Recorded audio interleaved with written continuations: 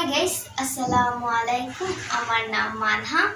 আজকে আবারও নিয়ে এসেছি আরো একটি টপিক নিয়ে। সে টপিকটি হচ্ছে THE দা এবং THE দি উচ্চারণ কখন এবং কোথায় বসে। আমরা অনেকেই জানি না যে দা এবং দি উচ্চারণ কোথায় হবে। আমি বলে দিচ্ছি, THE দা তখনই উচ্চারণ হবে যখন কনসোনেন্টের পূর্বে বসবে।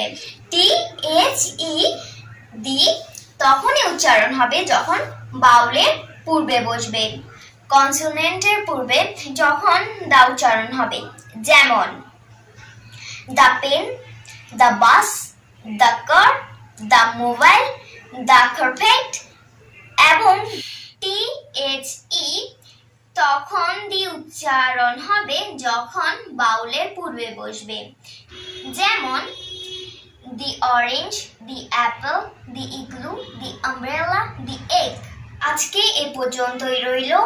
আবার পরবর্তীতে কোনো একটা ভিডিওতে ইম্পর্টেন্ট কোনো একটা টপিক নিয়ে আমরা আলোচনা করব। সবাই ভালো থাকবেন। আসসালামু আলাইকুম।